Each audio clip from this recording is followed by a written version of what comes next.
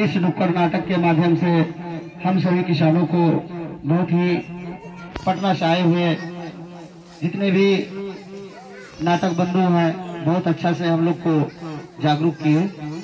मैं उन सभी टीमों को भी मैं हृदय से धन्यवाद देता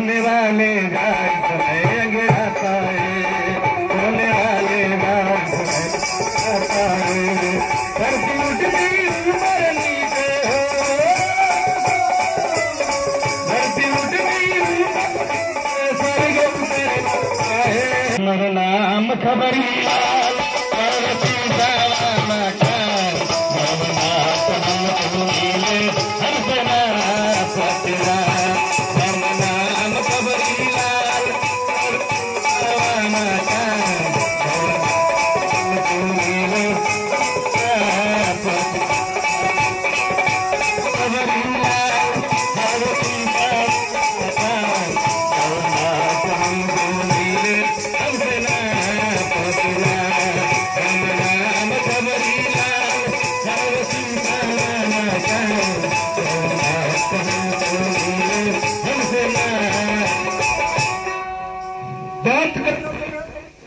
गजब के बाद खबर न सुनाई तो पचे न हमारा पेट के भात। और ये खबर हम केकरा के सुनाई केकरा के ना सुनाई, ये खबर हमारा पेट में उफान मरले बा। आखिर हम सुनाई तो केकरा के सुनाई, यहाँ दिखाइए नहीं खे पड़त। अच्छा हाँ जल्दी आई जल्दी आई जल्दी आई आई रोड मगर काम काज भेज बाहर जल्दी आई जल्दी आई। हाँ हाँ हाँ रोड हाँ अच्छा का हो खबरी लाल भाई, रास्ता में अकेले चलत चलत ही कहाँ पर बराता रहो भाई। एगो समाचार बा, उ समाचार बड़ा दुख भरल बा। हाँ उ बात हमरा से कहात नहीं है, अब बिना कहले रहल जात नहीं है भाई हो।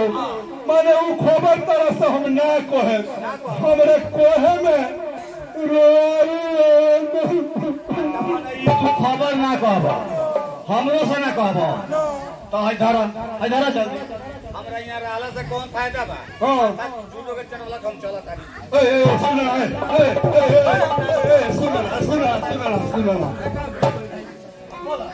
ए भाई कोहम ना ले चल कर तरह कर दिखाए।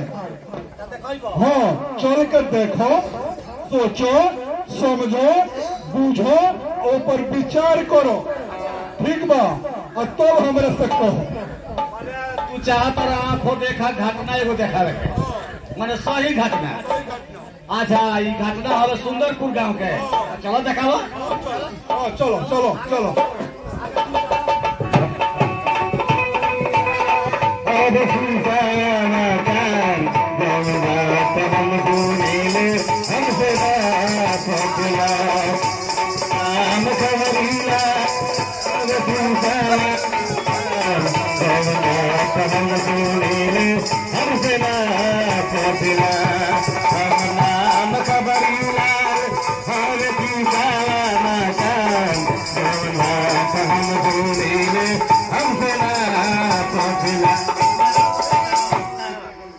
देखा जब भी हम खेत में से घर पे आया नहीं थी औरत के पता न लगेला।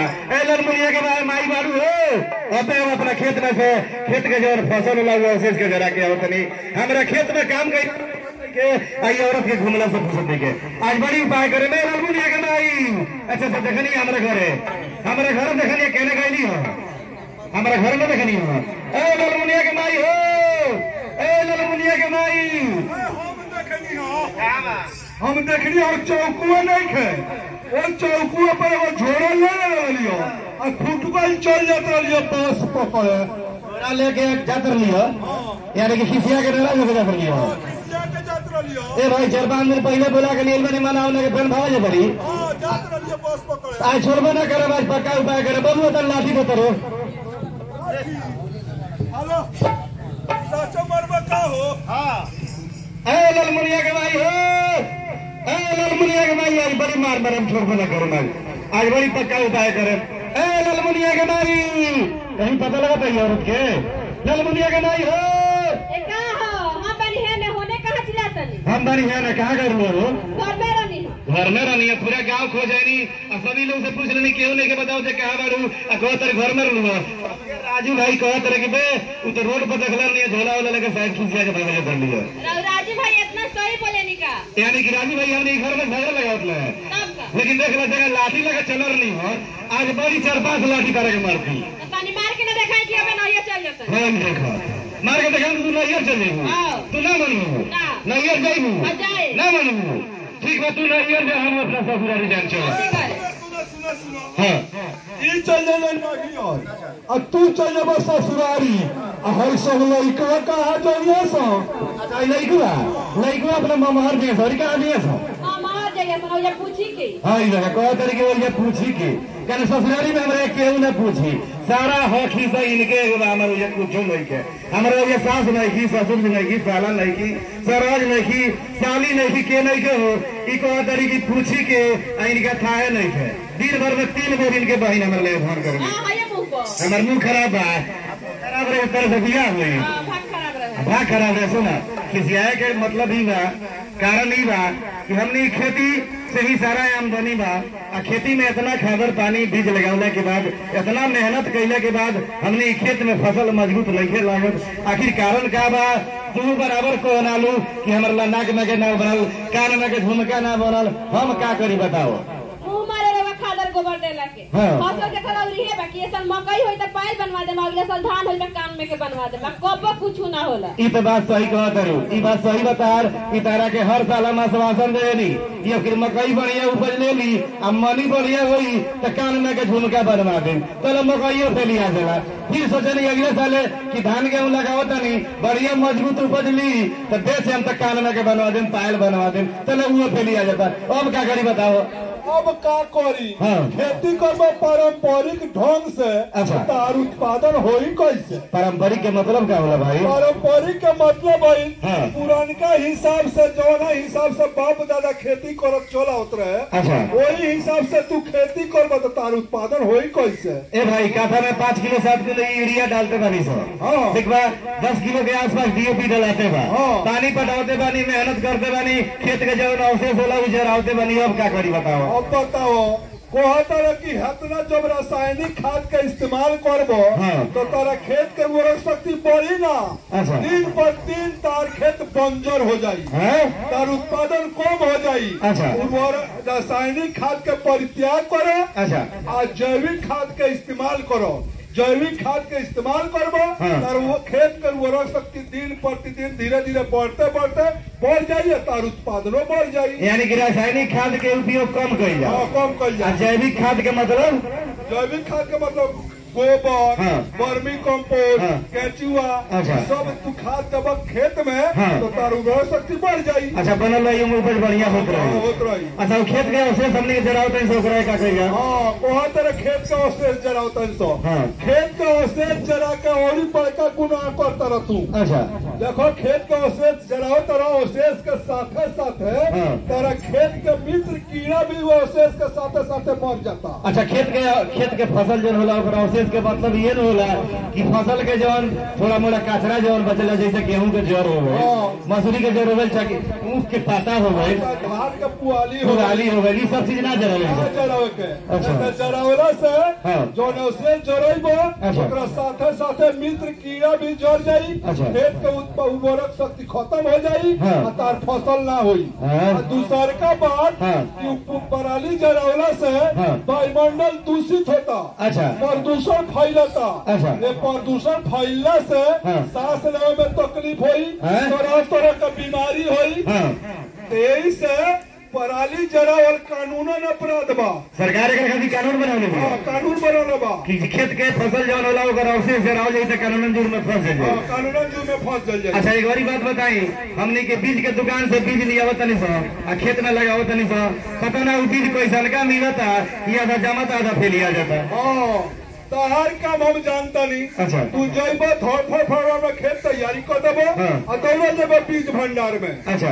अब कैसन को बिया दे दियो, चाहे रिजेक्ट बिया होखे चाहे रिसर्च बिया होखे और ले आइबो गिरा देबो और 30-40% जामे बाकी ना जामी बराबर बिया फैलिया गइलो। ओकरा खातिर आराम से का करो, खेत तैयारी करो, जा बीज भंडार में बिया लियाओ, ओकर उपचार करो और तब जांचो पर तब ओकरा के गिरइबो तो तार 100 में 100 जमता हो जाई। ठीक कहता नहीं, यही से सरकार क्या बोल रहा, बीज के दुकानदार लोग को ट्रेंड करे जा रहा है। ट्रेंड करता, ट्रेनिंग दे जा रहा है। पुराना दुकानदार अगर ट्रेनिंग लेने के चाहता नहीं तो उन्हें 10,000 रुपए लगे। 10,000 रुपए लगे। नया दुकानदारी जो करे के चाहता है, ट्रेनिंग लेने के चाहता है, 20,000 रुपए लगे। कैसे फायदा ही हुई, क्या फायदा हुई? ऐसे फायदा ही हुई कि जानकार दुकानदार रही तब तरह के समझा कर दी अब बताई। अच्छा, जिम्मेवार आदमी के ही समझ जाता है। हमने के कोनो दवाई खाद लगे जाने से दुकानदार से पूछे तो ए भाई भाई को में एक टंकी में घोराई अगर को 50 ml कम के 50 ml घोर लो ओकरा जानकारी होला ही ना तो हमने के का जानकारी हुई। ठीक कहता नहीं। अच्छा, ये सब चीज के विशेष जानकारी लेवे खातिर हमने कहां जाए? एगो और बात तार सुननी हो आवत रहे सुनिए कोहता रहो ये साल मकई ना भइलो तो का झुमका बनाई, ये साल होई ना भइलो तो का करी? ये तो बात सही कहता है। देखा झुमका खाती है, नाक में के खाती है, पैर खाती बराबर झगड़ा होत रहेला हमारे घर में, क्या करी हम? हां लड़का शादी करे वाला हो गले तो करियो को शादी करो ही। हां एगो और बात है खेती के साथ वैकल्पिक खेती करो। अच्छा, वैकल्पिक खेती के मतलब? वैकल्पिक खेती के मतलब है कि मछली पालन, गाय पालन, मधु पालन,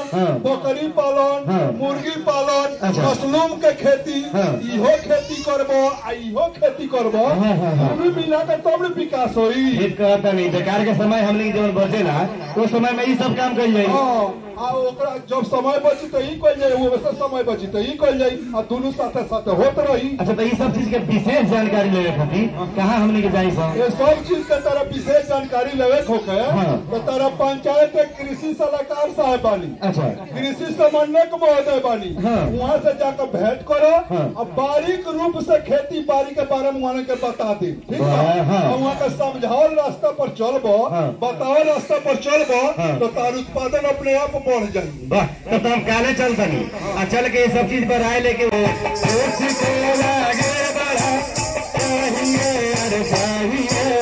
हर कदम ऐसा उठाना चाहिए, हर कदम ऐसा उठाना चाहिए।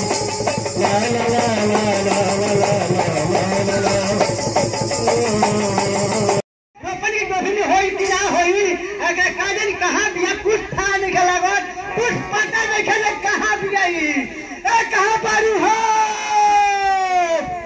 अगर हमारे मियाँ पठान घर लाई देहरानी जब तक 5 घर घूमे लेना पेड़ का पानी पटे लेना काजल कहने बिया कहाँ पारू हो।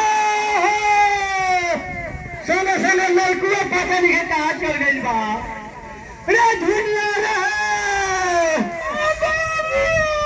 कहाँ रे कहाँ भाई कहाँ बताइए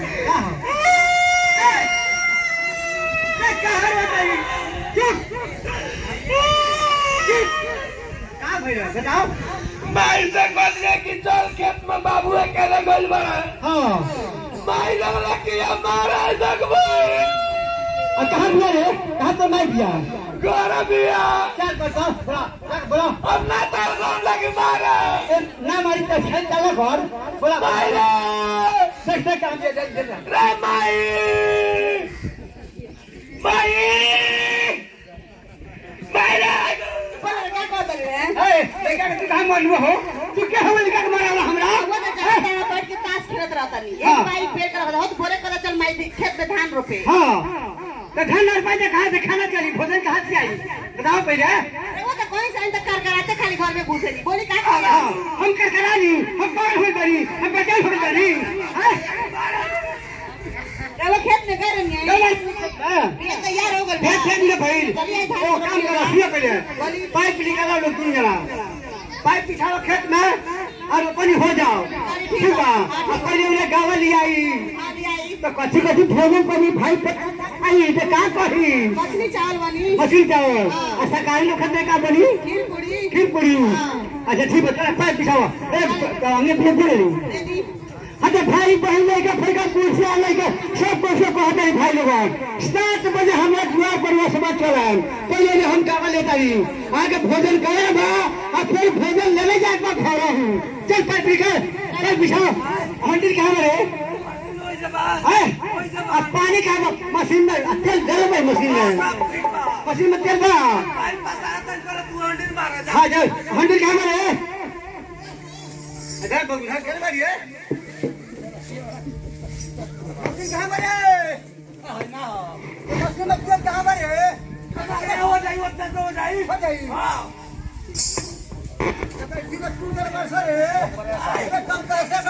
बीच में जाइए ना बोला कि पूरा दिख रहा है देखिए ना कितना फर्क दिख रहा है मैं बोला कि थोड़ा बीच में देखिए उधर दिखे नहीं सारे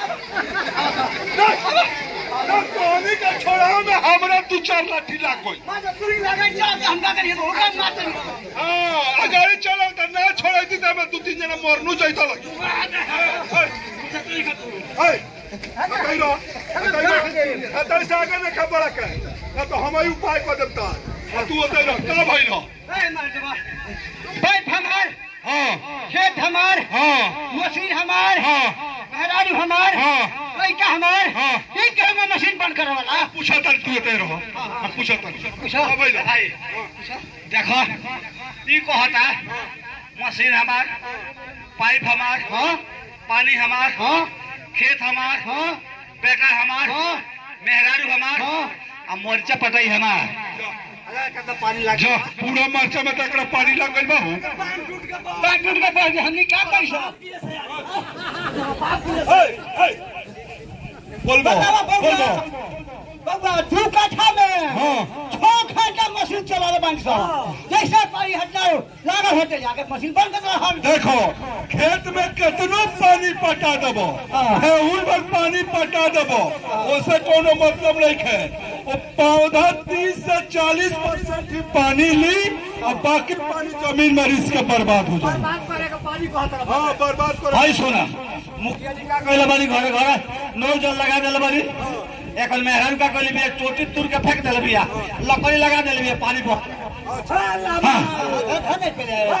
एतने ना एकरा ससुरारी मोटरसाइकिल मिलल बा गांव में देखा तीनों गोरा का कर ले तीन में 4 बेर मशीन मोटरसाइकिल के धोवेले से माजेले एतने पानी लागल एकरा दुआरी पर आदमी के धोवेले ए चोचर में भोइस में हवा तेरे पानिया से जल न वाला से ई चोचर में बहुत होता है कहीं का सुने ये लबराई होगी लखिया हमारे मेहरा घर होता है देखा तूने जरा भाई हो लगी भाई है सा तीन के छवा अब कुछ पूछा तेरे हमरा के भाई हम दुश्मन है सुना देखा पानी बर्बाद करे में तू कहत रहे कि पानी बर्बाद करते रहे, आई कहत रहे कि तू पानी बर्बाद करते रहे, लेकिन ये जितना लोग हमने गाइल बनी सर, हाँ सभी लोग पानी कहीं ना कहीं बर्बाद करते हैं सर। हाँ कहे कि पहले अपने किए 40 फीट 50 फीट में पानी के ले रहे, लेकिन आज 100 फीट के आसपास पानी चल गई, कहीं ना कहीं पानी के नुकसान कर रहा बनी सर। हाँ अगर इस तरह की स्थिति हमने के पानी के बर्बाद करते रह जाई, ठीक बात, चाहे पिए वाला पानी हो चाहे सिंचाई वाला पानी हो के, इस तरह के पानी के अगर बर्बाद करते रह जाए तो आवे वाला समय में हमनिए के जौन बच्चा बड़े सा तो गनी के समय में पानी खाती अपने की त्राही त्राही हो जाए। यही से सरकार सूक्ष्म सिंचाई योजना अभियान चलौले बिया, जौना के तहत हमने खेती कर जाई, कम पानी में कम मेहनत में कम पैसा कम खर्च में बहुत ज्यादा उपज लेवे वाला फसल हुई है, ठीक बनो तो उससे संबंधित खेती करो, समझ में आता है खेती कैसे कही जाए। देखो यही से सरकार मशीन चलौले बा, जौना मशीन के नाम हो ड्रिप मशीन। ड्रिप मशीन, हाँ जौना के टपक मशीन हिंदी में कहा जाला। अच्छा स्प्रिंकलर मशीन जौना के फुहारा मशीन कहा जाला। अच्छा फुहारा को के पटाई, हाँ फुहारा से सिंचाई हुई। अच्छा पोर्टेबल मिनी पोर्टेबल ये सब से सिंचाई करबा तो पानी के खपत भी कम हुई और दवाई खाद भी तार मशीने द्वारा पौधा तक के जड़ तक ले पहुँच जाए। अच्छा पाइप द्वारा टपक विधि द्वारा, ठीक बात। 30 से 40% दवाई खाद के तारा खपत हुई, ओकरा बाद में जब ये मशीन लगा लेबो तारा खेत में खर पतवार ना हुई। अच्छा ना हुई, और मजदूरी भी तारा बढ़ जाए। देखो सरकारी मशीन लगावे खातिर 90% अनुदान देता, एगो मशीन पर 90% का अनुदान देता।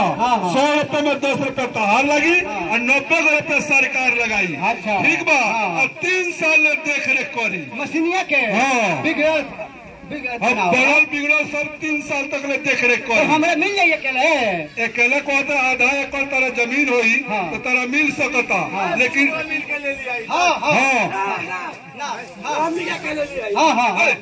पहले बात समझो, 5 को 6 गो किसान मिल के समूह बना ली, हाँ समूह बना के ली तो ज्यादा फायदा हुई, कम पैसा लगी, पैसा हमने के लागी, ज्यादा काम करी, हाँ ज्यादा काम करी। कहाँ मिली लेवे खातिर तार पंचायत के कृषि सलाहकार बनी, चाहे कृषि समन्वयक महोदय बनी, चाहे तार ब्लॉक के DHO महोदय बनी, वहाँ सब से भेंट करो और तारा मिल जाये।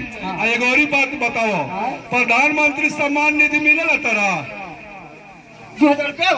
हाँ मिलेला तो दोनों आदमी के मिलेला, तो दोनों आदमी के मिले तो से एक आदमी का कट जाए। अच्छा देखो एकरा खातिर कृषि सलाहकार महोदय से कृषि समन्वयक महोदय से भेंट करके और भौतिक सत्यापन जल्दी करा लो। अगर भौतिक सत्यापन ना कराइब तो तार अपने आप मृत घोषित हो जाए, तारा पैसा ना मिली। अच्छा बिहानी जाके सब करा ले, भाई के लेके अच्छा मशीन ले लो। देखा सुना, किसान खातिर सरकार बहुत कुछ कर रहा है, ठीक है ना। सरकार किसान खातिर प्रोत्साहन राशि भी दे रहा है, अगर बढ़िया खेती करता नहीं तो सरकार द्वारा 50,000 रुपया पुरस्कार मिलता। अच्छा उसके बाद में किसान के ट्रेनिंग देवे के भी सुविधा बा। मान लो कि बाहर में कहीं कोनो खेती बढ़िया हो रहा बा, अगर कोनो किसान चाहता नहीं कि जाके हम वो खेती की ट्रेनिंग ले ली पंजाबे में जैसे, हाँ कहीं भी कश्मीर कहीं भी जा सका जाता, किसान के भेज सका जाता, वही से ट्रेनिंग लेके वही टाइप के अपना ये खेती करी, टोटल सरकार खर्च दी रुआ जाए आवे के ट्रेनिंग खर्चा टोटल, ठीक बनो। हम 4 बजे जाए खतरा खेती करें। और बात सुन लो, अगर तार फसल बढ़ियार लग जाता तो काटे खातिर मशीन भी चलल बा। अच्छा हसुआ सब ना कटाई, हाँ वो काटे खातिर कंपेनियन मशीन चलल बा, हार्वेस्ट मशीन चलल बा, ऐसा ही यंत्र 81 प्रकार का किसान खातिर चलल बा। अच्छा उनमें से कोनो कृषि यंत्र लेवे का चाहत रहो तो ऊपर 40% का छूट बा। हाँ तो बहुत बढ़िया बा, में से लिया जाये। अगर तार खेत से उत्पादन होता, फसल हो जाता तो जो समूह बनौले बड़ो, हाँ वो समूह के द्वारा तू बेचे का चाहत रहो तो तार उचित मूल्य पर बिका भी सकता, बिचौलिया में ना खाई, ठीक बा। ठीक बा, तो बिहाने चलम ब्लॉक डाउन और सारा सामान ले 5 भाई के लेके जाए, ठीक। हर गांव से चलो, हर बस्ती से चलो, हर गांव की जनता को जगाते चलो, हर गांव से चलो, हर बस्ती से चलो, हर गांव की जनता को जगाते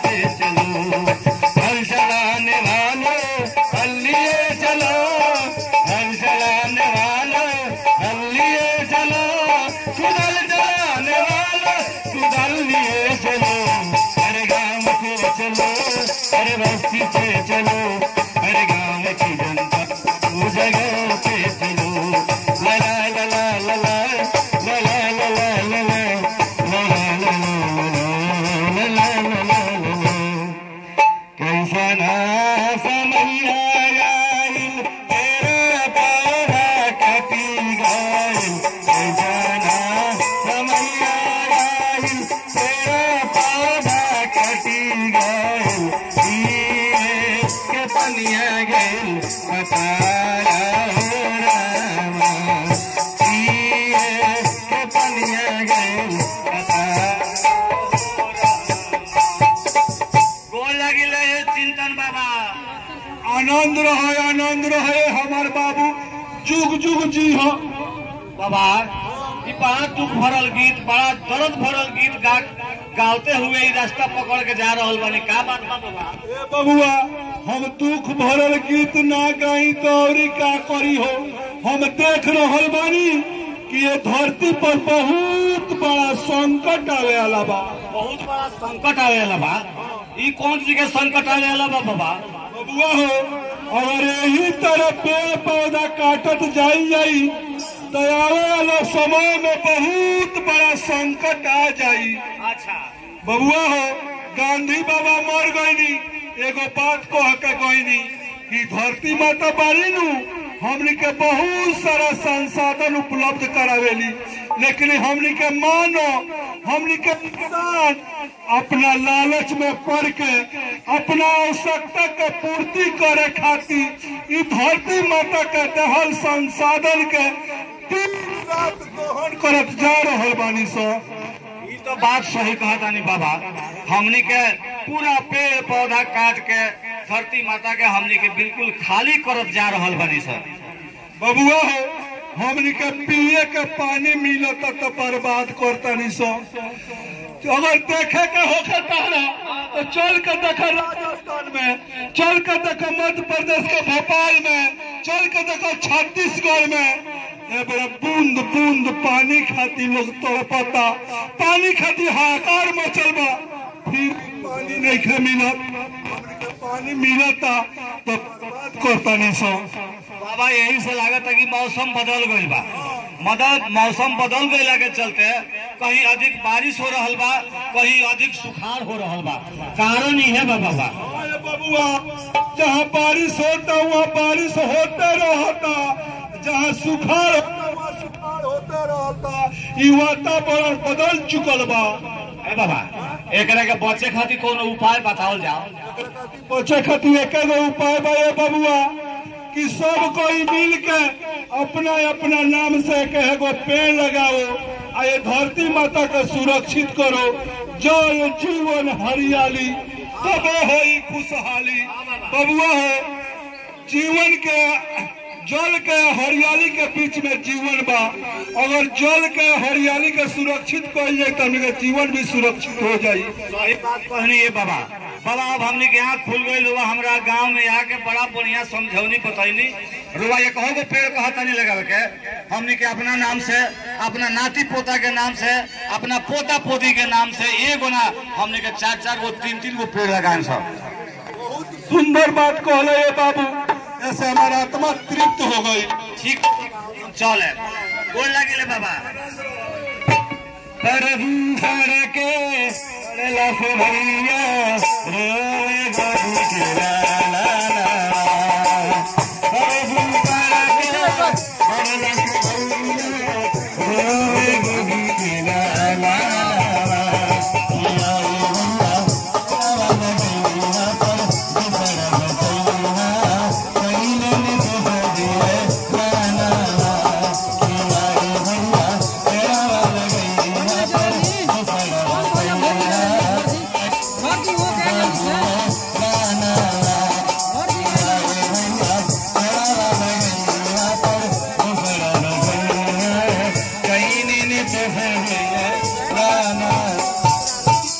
सबसे पहले पटना से आए हुए नुक्कड़ नाटक कलाकार को बहुत बहुत धन्यवाद देता हूँ प्रस्तुति के लिए।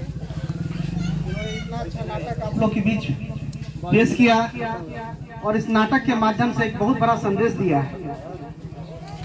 इसके साथ ही यहाँ पंचायत के कोने कोने से आए हुए सभी ग्रामीण भाइयों को, किसान भाइयों को, हमारे बीच उपस्थित मुखिया जी हैं, हमारे बीओ साहब, किसान सलाहकार हैं, हमारे कार्यालय के लेखापाल हैं, इंदिरावास सहायक हैं, सभी को मैं धन्यवाद देता हूं कि अपने व्यस्तम समय निकालकर इस नुक्कड़ नाटक में शामिल हुए हैं और इसको साकार करने का प्रयास किया है।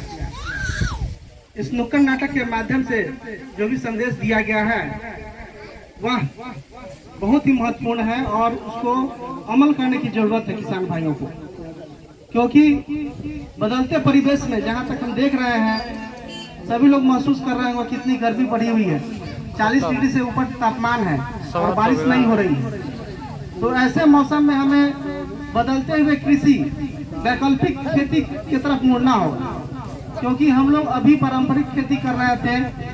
यदि धान की खेती करते थे तो उसमें पटवन कम से कम चौना भर देते थे, लेकिन पानी की कमी है, तो हम लोग को ऐसे विकल्प को चुनना होगा जिसमें कम से कम पानी लगे, कम से कम लागत लगे और किसानों को ज्यादा से ज्यादा आर्थिक लाभ हो।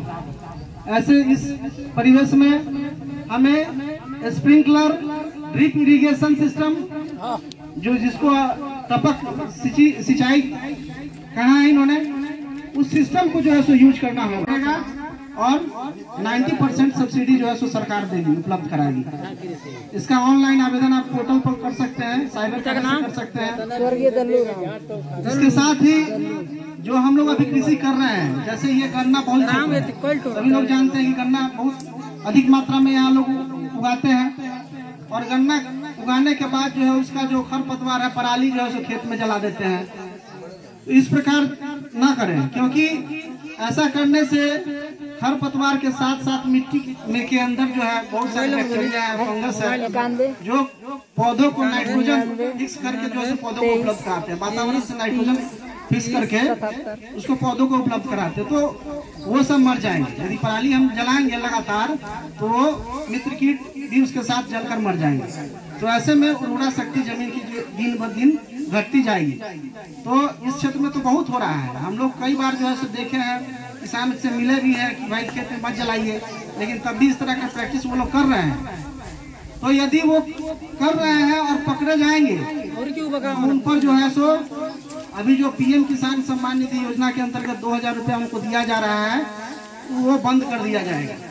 यदि वो पकड़े जाएंगे तो ये लाभ जो उनको मिल रहा है इन किसान भाइयों को, उससे वो वंचित हो जाएंगे। तो ये सरकार भी इस पर बहुत ही सख्त है कि ये आप लोग जो कर रहे हैं ये गलत है और इसको नहीं करना है, ठीक है। और ज्यादा से ज्यादा हम लोग अब जैविक खेती करेंगे। जैविक खेती करने का मतलब है वर्मी कंपोस्ट, गोबर का खाद, इस सब का प्रयोग करना है खेत में, ताकि खेत में जो है उसका उर्वरा शक्ति बना रहे।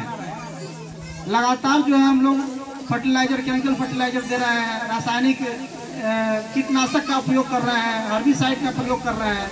तो इससे दिन ब दिन जो है सो हमारा जमीन जो है वो जहरीला होता जा रहा है। किसी न किसी रूप में हम लोग उसको ग्रहण भी कर रहे हैं।